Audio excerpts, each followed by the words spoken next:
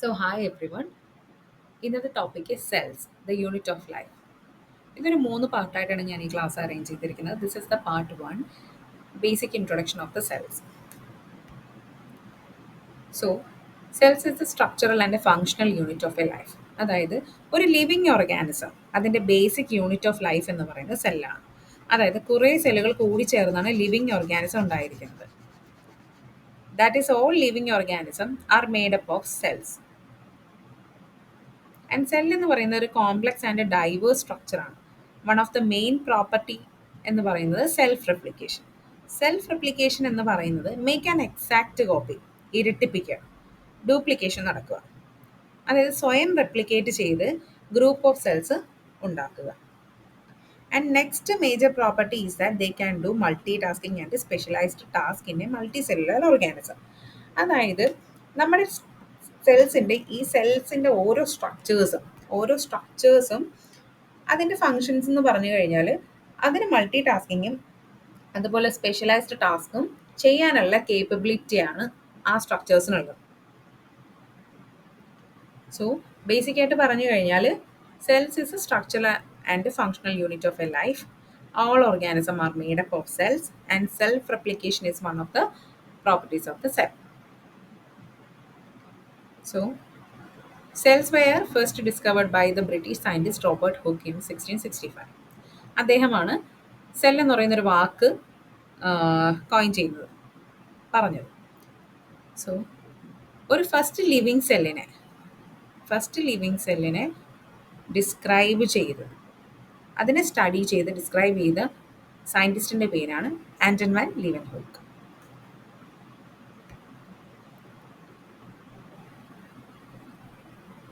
So this is the next topic, cell theory.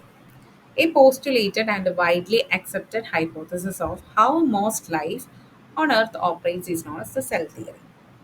സിമ്പിളായിട്ട് പറയുകയാണെങ്കിൽ നമ്മുടെ ഈ ഭൂമിയിൽ ലിവിങ് ഓർഗാനിസം സസ്റ്റെയിൻ ചെയ്യാനുള്ള ഘടകം എങ്ങനെയാണ് എന്നുള്ളതാണ് സെൽ തിയറിയിൽ പറയുന്നത്. ഈ സെൽ തിയറി പ്രപ്പോസ് ചെയ്ത സയൻറ്റിസ്റ്റിൻ്റെ പേരാണ് Matthias Schleiden in 1838 and Theodor Schwann in 1839. അതുപോലെ തന്നെ ഇൻ 1855 റുഡോൾഫ് വിർച്ചോ എന്ന് പറയുന്ന സയൻറ്റിസ്റ്റ്, അദ്ദേഹം ഫസ്റ്റ് എക്സ്പ്ലെയിൻ ചെയ്ത ഒരു കാര്യമാണ് cell divided and new cells are formed from the pre existing cell. അതായത് ഒരു സെല്ല് ഡിവൈഡ് ചെയ്യുന്നതും അത് പുതിയതായിട്ട് ഫോം ചെയ്യുന്ന സെൽസ് എന്ന് പറയുന്നത് ഒരു പ്രീ എക്സിസ്റ്റിംഗ് സെല്ലിൽ നിന്നായിരിക്കും. So the main postulates of the cell theory are all living organisms are made up of or composed of the cells and products of the cell. അതായത് എല്ലാ ലിവിങ് ഓർഗാനിസവും അവർ ഒരു cell അല്ലെങ്കിൽ group of സെൽസിൽ നിന്ന് ഉണ്ടായതായിരിക്കും. അതുപോലെ cells are the basic unit of life. അതായത് ഏതൊരു living ഓർഗാനിസത്തിൻ്റെ ഒരു building ബ്ലോക്കാണ് സെൽസ് എന്ന് പറയുന്നത്. So they are the basic unit of life. And next postulate എന്ന് പറയുന്നത് ഓൾറെഡി പറഞ്ഞു, all cells are arise from the pre existing cell. അതായത് ഒരു സെല്ല് ഡിവൈഡ് ചെയ്യുന്നതായിക്കോട്ടെ അല്ലെങ്കിൽ അത് ഒരു പുതിയ സെല്ല് ഫോം ചെയ്യുന്നതായിക്കോട്ടെ, പക്ഷെ ഇത് നടക്കുന്നത് ഒരു പ്രീ എക്സിസ്റ്റിംഗ് സെല്ലിൽ നിന്നായിരിക്കും ഇത് നടക്കുന്നത്. പിന്നെ ഒരു മോഡേൺ കൺസെപ്റ്റ് എന്ന രീതിയിൽ പറയുകയാണെങ്കിൽ, അതായത് ഒരു എനർജി പാസ് ചെയ്യുന്നത് ഈ ഒരു സെല്ലിൽ ത്രൂ ആയിരിക്കും. സോ നമ്മൾ ഓൾറെഡി പറഞ്ഞു സെൽസിന് ഒരു ഭയങ്കര കോംപ്ലക്സ് ആയിട്ടുള്ള സ്ട്രക്ചേഴ്സാണ്. So these structures can do the multi tasking, specialised tasking. So ഈ എനർജി പാസ് ചെയ്യുന്നതും cell to cell energy pass ചെയ്യുന്നതും ഒരു സ്പെഷ്യലൈസ്ഡ് ടാസ്ക് ആണ്. So it's going through these cells. And അതുപോലെ തന്നെ സെൽഫ് റെപ്ലിക്കേഷൻ നടക്കുമ്പോൾ ഒരു സെല്ലിൻ്റെ മേക്ക് ആൻ എക്സാക്റ്റ് കോപ്പി എന്നാണല്ലോ പറയുന്നത്.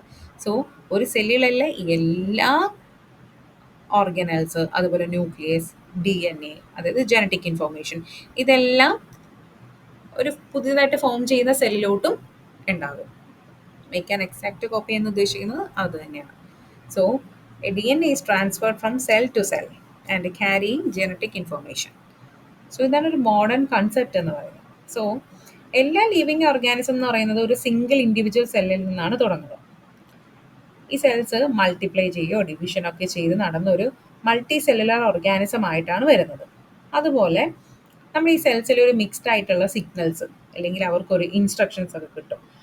ആ ഇൻസ്ട്രക്ഷൻസ് വെച്ചിട്ടാണ് they differentiate and form various tissues, organs. അങ്ങനെയാണ് ഒരു ഗ്രൂപ്പ് ഓഫ് സെൽസ് ഉണ്ടായിട്ട് അവർ പിന്നെ ഒരു വലിയ ലിവിങ് ഓർഗാനിസം ആയിട്ട് മാറുന്നത്. So based on the cells, അതായത് സെൽസിനെ ഡിപ്പെൻഡ് ചെയ്തിട്ട് രണ്ട് ക്ലാസിഫിക്കേഷൻ നമുക്കുണ്ട്. രണ്ട് തരത്തിലുള്ള ഓർഗാനിസം. ഒന്ന് പ്രോകാരിയോട്ടിക്, രണ്ട് യൂകാരിയോട്സ് എന്ന് പറയും.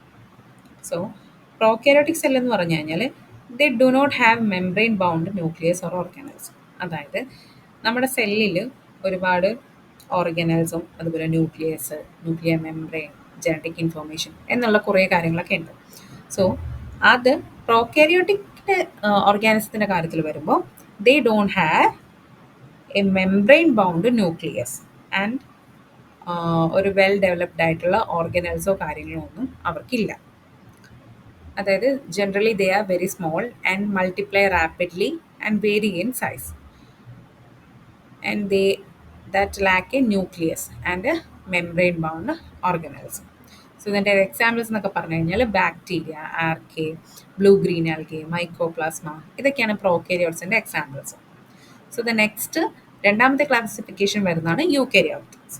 യൂകാരിയോട്ടിക്സ് എന്ന് പറയുമ്പോഴേക്കും അതിൻ്റെ എക്സാമ്പിൾസ് ഞാൻ പറയുകയാണ്: protista, fungi, plant and Animalia.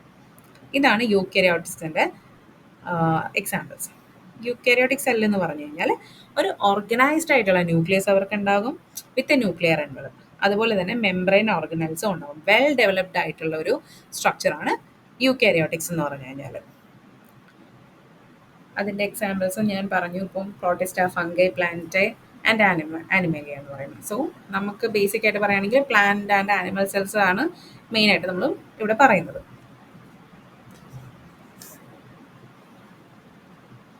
So ഇതിൻ്റെ ഒരു ബേസിക് ആയിട്ടുള്ളൊരു ഡിഫറൻസ് എന്ന് പറയുന്നത്, പ്രോകാരിയോട്ടിക് സെൽ എന്ന് പറഞ്ഞു കഴിഞ്ഞാൽ അവർ യൂണിസെല്ലുലാർ ആയിരിക്കും.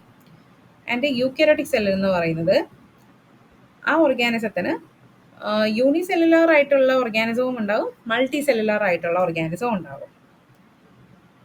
പിന്നെ അതുപോലെ പ്രോകാരിയോട്ടിക്സിൻ്റെ കേസ് പറയുകയാണെങ്കിൽ they contain single chromosomes and membrane bound organelles absent ആയിരിക്കും. അതുപോലെ യൂകാരിയോട്ടിക്കിൽ വരുവാണെങ്കിൽ they contain more than 1 chromosomes and അതുപോലെ വെൽ ഡിഫൈൻഡ് ആയിട്ടുള്ള മെംബ്രെയിൻ ബൗണ്ട് ഓർഗനൽസ് പ്രസൻ്റ് ആയിരിക്കും. സോ ഞാൻ പറഞ്ഞു യൂണിസെല്ലുലാർ ഓർഗാനിസവും മൾട്ടി സെല്ലുലാർ ഓർഗാനിസവും. സോ യൂണിസെല്ലുലാർ എന്ന് പറയുന്നത് പ്രോകാരിയോട്സിലാണ് നമ്മൾ പറഞ്ഞത് യൂണിസെല്ലുലാർ ഓർഗാനിസം ആയിരിക്കും പ്രോകാരിയോട്സിൽ വരിക. യൂണിസെല്ലുലാർ എന്ന് പറഞ്ഞാൽ പേര് പോലെ തന്നെ യൂണി, അതായത് ഒരു സിംഗിൾ സെല്ലായിരിക്കും. Unicellular organism composed of single cell and അവർ ഇൻഡിപെൻഡൻ്റ് ആയിട്ട് എക്സ്റ്റെൻഡ് ചെയ്ത് അവർക്ക് വേണ്ടിയിട്ടുള്ള എസെൻഷ്യൽ ഫങ്ഷൻസ് മാത്രം പെർഫോം ചെയ്യാനായിട്ട് സാധിക്കുന്ന ഒരു സെല്ലാണ് യൂണിസെല്ലുലാർ എന്ന് പറയുന്നത്. അതുപോലെ യൂകാരിയോട്സിൽ രണ്ട് തരത്തിലുള്ള ഓർഗാനിസം ഞാൻ പറഞ്ഞു. യൂണിസെല്ലുലാർ ഓർഗാനിസം ഉണ്ട്, മൾട്ടി സെല്ലുലാർ ഓർഗാനിസംസും ഉണ്ട്. സോ അതിൻ്റെ എക്സാമ്പിളാണ് ഞാൻ ഈ പറയുന്നത്. യൂകാരിയോട്സിൽ യൂണിസെല്ലുലാർ ആയിട്ടുള്ള ഓർഗാനിസത്തിൻ്റെ ഒരു എക്സാമ്പിളാണ് പ്രോട്ടിസ്റ്റ എന്ന് പറയുന്നത്. അതുപോലെ തന്നെ യൂകാരിയോട്സിൽ മൾട്ടി സെല്ലുലാറും കാണുമെന്ന് പറഞ്ഞു. അതിൻ്റെ 3 എക്സാമ്പിൾസ് ആണ് ഞാൻ പറയുന്നത്: ഫംഗൈ, പ്ലാന്റ്, ആനിമേലിയ. പേര് പോലെ തന്നെ മൾട്ടി സെല്ലുലാർ ഓർഗാനിസം എന്ന് പറഞ്ഞു കഴിഞ്ഞാൽ ഒന്നിൽ കൂടുതൽ സെൽസ് ഉണ്ടാകും. So they are composed of many cells and specialised and adapted to perform specific functions.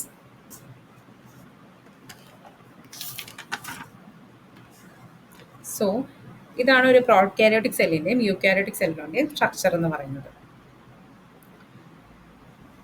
So ഇതിൽ ഓരോ കമ്പോണൻസ്, അതായത് ഒരു പ്രോകാരിയോട്ടിക് സെല്ലിൻ്റെ എന്തൊക്കെയാണ് അതിനെ കമ്പോസ് ചെയ്തിരിക്കുന്നത്, അതായത് ഒരു പ്ലാസ്മിഡ്, ഫ്ലജല്ല, അതിൻ്റെ കണ്ടെയ്ൻസ് ആണ് ഈ ലെഫ്റ്റ് സൈഡിൽ കാണുന്ന പിക്ചർ.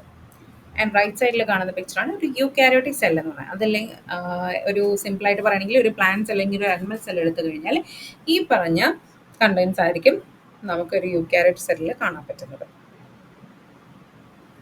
സോ ഞാൻ ഓൾറെഡി പറഞ്ഞു പ്രോകാരിയോട്ടിക് സെൽ എന്ന് പറഞ്ഞു കഴിഞ്ഞാൽ യൂണിസെല്ലാർ ആണ്. അതുപോലെ they don't have A well developed nucleus or other membrane organelles, but eukaryotic have A well defined nucleus and A well developed membrane bound organelles R present ആണ്.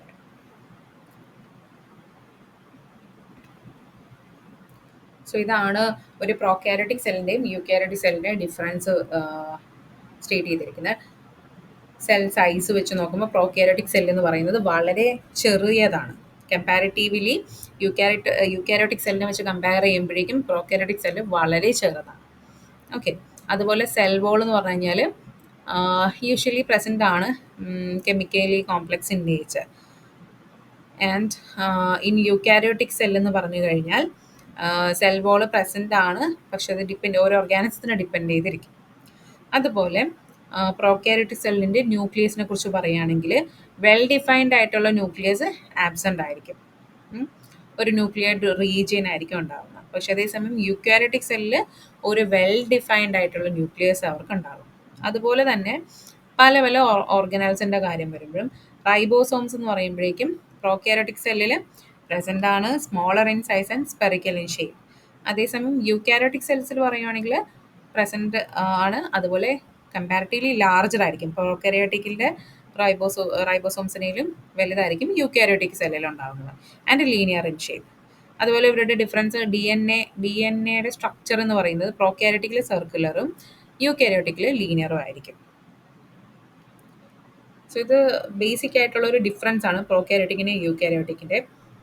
അവരുടെ ഇപ്പം ഞാൻ പറഞ്ഞു നമ്മുടെ സെല്ലിൽ പല കണ്ടെയ്ൻസ് ഉണ്ട്, cytoplasm, nucleus and other organelles. So other ഓർഗനൽസിൻ്റെയൊക്കെ എക്സ്പ്ലനേഷനാണ് ഈ രണ്ട് ടേബിളിൽ കൊടുത്തിരിക്കുന്നത്.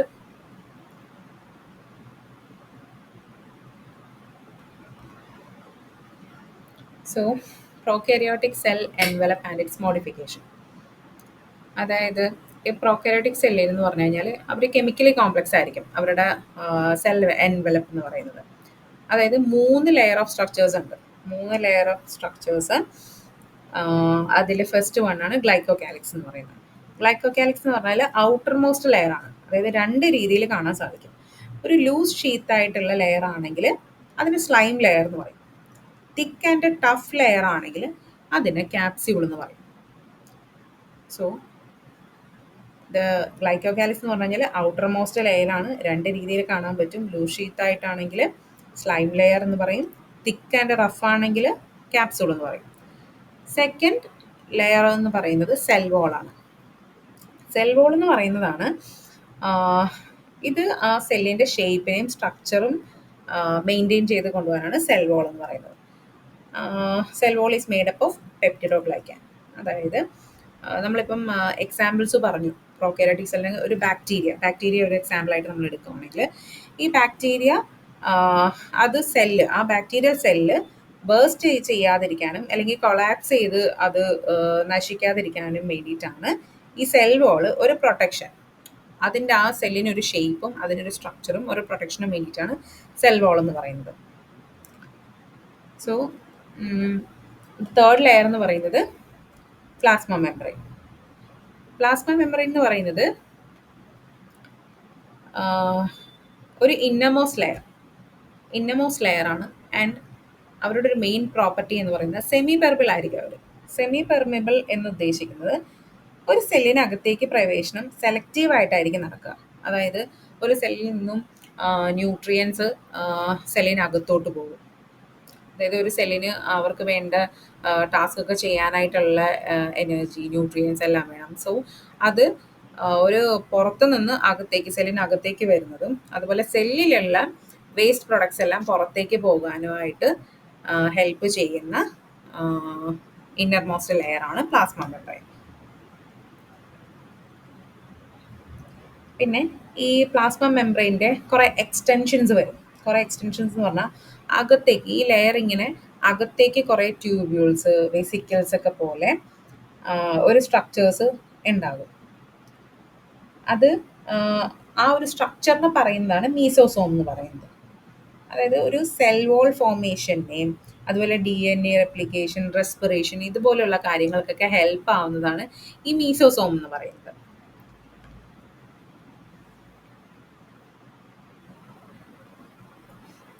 അതുപോലെ നമ്മൾ ഓൾറെഡി പ്രോകാരിയോട്ടിക് സെല്ലിൻ്റെ ഒരു സ്ട്രക്ചേഴ്സിൽ ഞാൻ കാണിച്ചു തന്നിരുന്നു.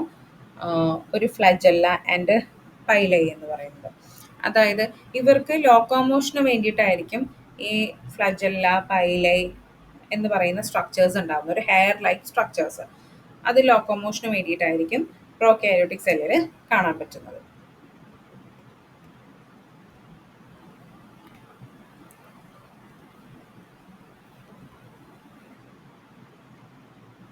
So next one is eukaryotic cells. Eukaryotic സെൽസിൽ ഞാൻ മെയിനായിട്ട് പറഞ്ഞിരുന്നു പ്ലാന്റ് സെല്ലും ആനിമൽ സെല്ലും നമുക്കൊരു എക്സാമ്പിളായിട്ട് എടുക്കാം. സോ ഇതാണ് ഒരു basic structure of plant cell and animal cells.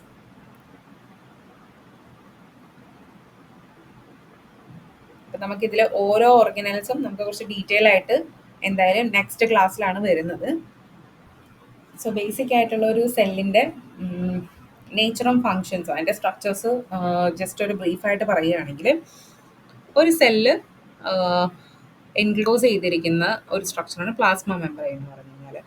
അത് ഒരു സെലക്റ്റീവ് ബാരിയർ ആയിരിക്കും. അതായത് ഞാൻ ഓൾറെഡി പറഞ്ഞിരുന്നു, ഒരു സെല്ലിലേക്ക് ന്യൂട്രിയൻസും അതുപോലെ സെല്ലിൽ നിന്നും പുറത്തേക്ക് വേസ്റ്റും പോകണം.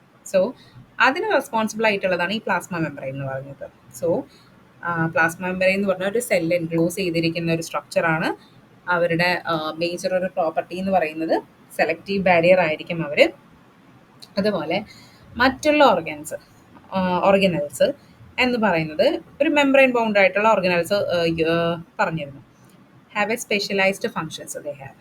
അതായത് ഓരോ ഓർഗനൽസിനും, ഈ സെല്ലിലുള്ള ഓരോ ഓർഗനൽസിനും ഡിഫറെൻ്റ് ആയിട്ടുള്ള സ്പെഷ്യലൈസ്ഡ് ഫങ്ഷൻസ് ആയിരിക്കും അവരുണ്ടാകുന്നത്. അതുപോലെ one of the major organelle എന്ന് പറയുന്നതാണ് ന്യൂക്ലിയസ്. അതായത് ഒരു മെംബ്രെയിൻ ബൗണ്ടഡ് ആയിട്ടുള്ള ഒരു ഓർഗനല്ലേ. അതായത് ഒരു ന്യൂക്ലിയസ് എന്ന് പറഞ്ഞു കഴിഞ്ഞാൽ അതിനൊരു ന്യൂക്ലിയർ എൻവലപ്പ് ഉണ്ടാവും. അതാണ് മെംബ്രെയിൻ ബൗണ്ട് എന്ന് ഉദ്ദേശിക്കുന്നത്.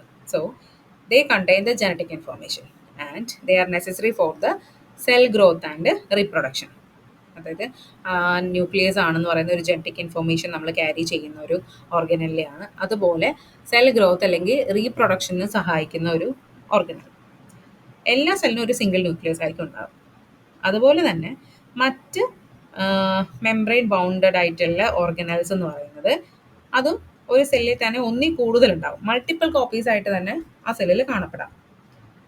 അതുപോലെ ഈ സെല്ല് അല്ലെങ്കിൽ സെൽ ഓർഗനൽസ്, ഈ ന്യൂക്ലിയസ് എല്ലാം സിറ്റുവേറ്റ് ചെയ്തിരിക്കുന്ന ആ ഒരു സ്പേസ് നമ്മൾ പറയുന്നത് സൈറ്റോപ്ലാസം.